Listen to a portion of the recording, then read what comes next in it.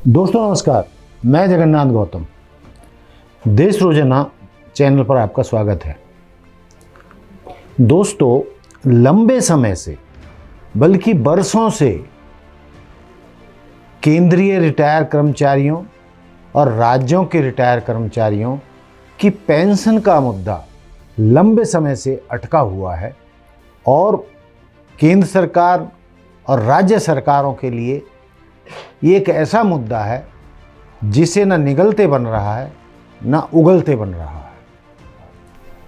दोस्तों, आप जानते हैं कि जब 2004 में अटल बिहारी वाजपेयी सरकार थी भाजपा की, तो उस समय वो पुरानी वाली पेंशन जो होती थी उसको बंद कर दिया गया था।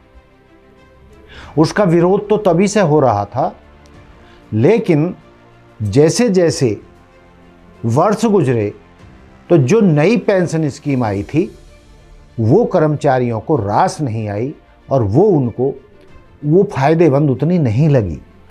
इसलिए उसके कुछ वर्षों बाद ही राज्य के कर्मचारी हों या केंद्रीय कर्मचारी हों, तो उनको जो पहले पेंशन मिलती थी रिटायरमेंट के बाद, उससे उनका गुजारा ताउम्र चल जाता था, बुढ़े बुढ़िया का। लेकिन वो पेंशन बंद होने से कर्मचारियों के जो सामाजिक सुरक्षा थी उस पर आंच आई। बहुत सारे ऐसे वृद्ध हैं जिनको कोई सोशल सिक्योरिटी नहीं मिली, या उनके बच्चों से उनकी नहीं पटी, या उनकी औलादें अच्छी नहीं निकली और वो अपने माँ बाप को सामाजिक सुरक्षा, पारिवारिक सुरक्षा नहीं दे सके या देने में असमर्थ रहे। तो बहुत सारे ऐसे केसेज हैं कि ऐसे बुढ़े बुढ़ियाओं को वृद्धाश्रम का सहारा लेना पड़ा।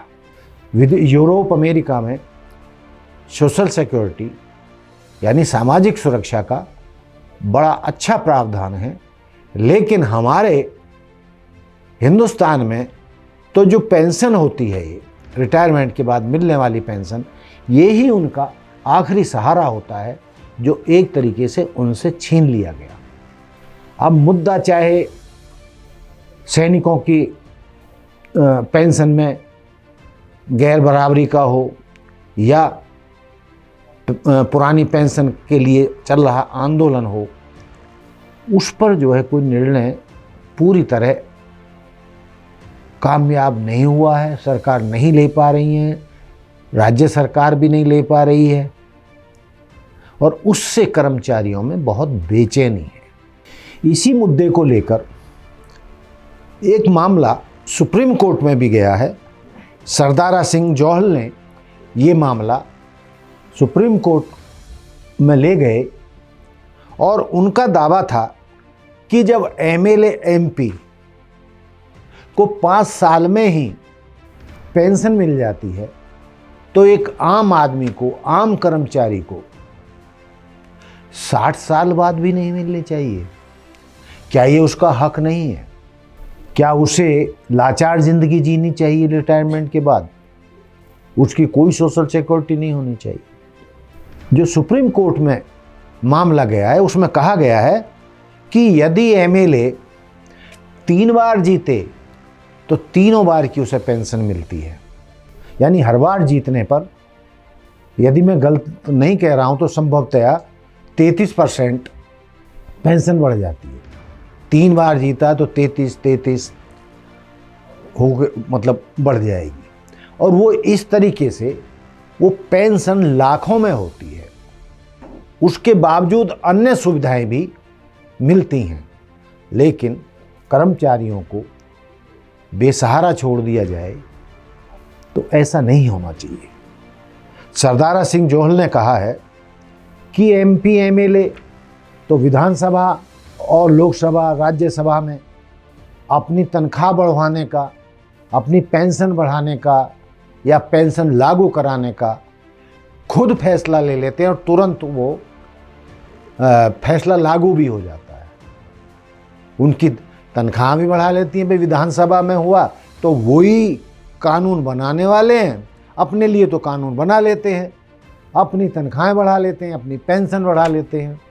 लेकिन ये सुविधा कर्मचारी को क्यों नहीं? और उनको 5 साल में, और कर्मचारी 60 साल के बाद जब वो बूढ़ा हो जाता है, असहाय हो जाता है, उसकी आमदनी का कोई जरिया लगभग नहीं रहता, उसको उसके हाल पर छोड़ दिया जाता है।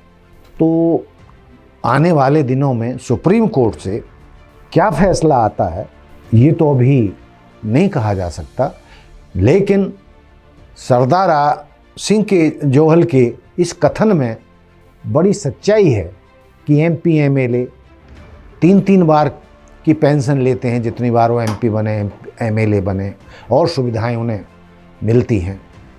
लेकिन आम कर्मचारी के बारे में ये फैसला नहीं ले पाते। वर्षों से ओल्ड पेंशन को लेकर लाखों कर्मचारी संघर्षरत हैं, और पिछले दिनों दिल्ली में लाखों कर्मचारी इकट्ठे हुए, रिटायर्ड कर्मचारी, और चैनलों ने या अखबारों ने उनकी कवरेज ना के बराबर दी।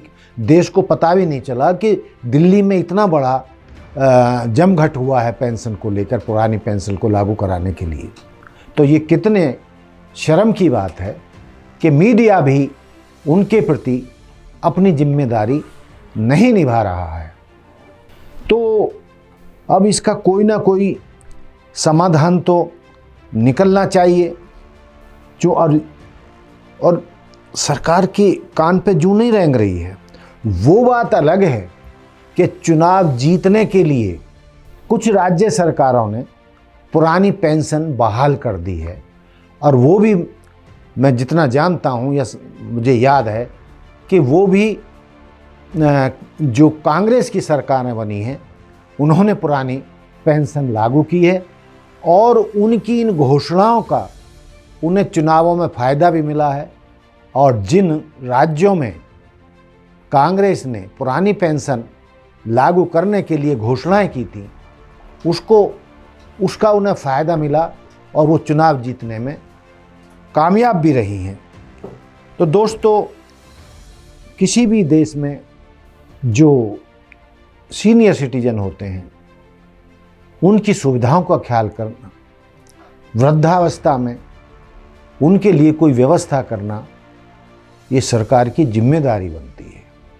तो सोशल सिक्योरिटी देना बहुत ज़रूरी है, और इसके लिए लाखों रिटायर कर्मचारी आंदोलनरत हैं। सुप्रीम कोर्ट में मामला है, लेकिन मेरा निजी तौर पर ये मानना है कि उनको ओल्ड पेंशन दी जानी चाहिए। उनके पास पैसा होगा तो वो खर्च भी करेंगे, खर्च करेंगे तो उससे टैक्स भी रिटर्न वापस सरकार को होगा, और वृद्धाश्रमों में बुढ़ापे में लोगों को शरण लेने की ज़रूरत नहीं होगी। क्योंकि कई बार ऐसा होता है कि परिवार के बच्चे ना या तो इतने कामयाब नहीं निकलते हैं, या उनकी तनख्वाहें इतनी नहीं होती हैं, या कमाई इतनी नहीं होती हैं कि वो पूरी तरीके से अपने बूढ़े माँ बाप को सुरक्षा दे सकें। तो ये सरकार की तरफ से होना चाहिए। इसके अतिरिक्त मैं एक बात और कहना चाहता हूँ। ये तो रहा सरकारी रिटायर कर्मचारियों का मामला। मेरा ये मानना है कि जो प्राइवेट कंपनियों में काम करते हैं या अर्ध सरकारी संस्थानों में काम करते हैं, रिटायरमेंट के बाद उनकी भी सोशल सिक्योरिटी का कोई ना कोई सिस्टम बनाया जाना चाहिए।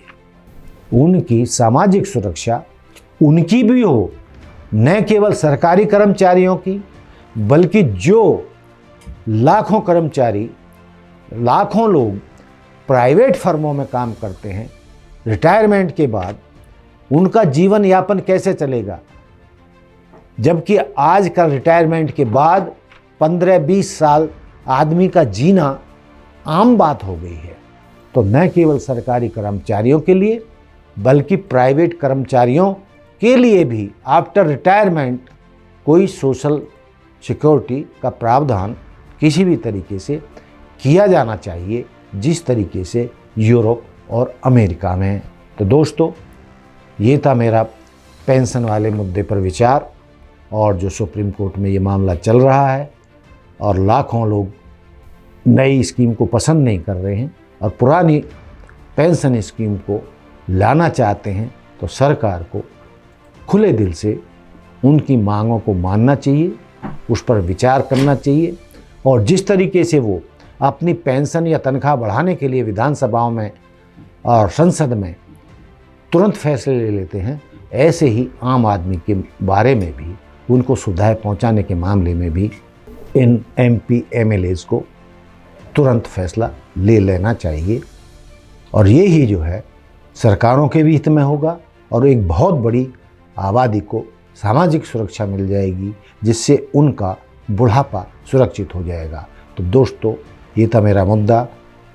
देखते रहिए देश रोजाना। जय हिंद, जय भारत, जय संविधान। हमारे साथ जुड़े रहने के लिए देखते रहिए देश रोजाना का YouTube चैनल सब्सक्राइब कीजिए। साथ ही देश रोजाना की खबरें सबसे पहले देखने के लिए प्रेस कीजिए बेल आइकन।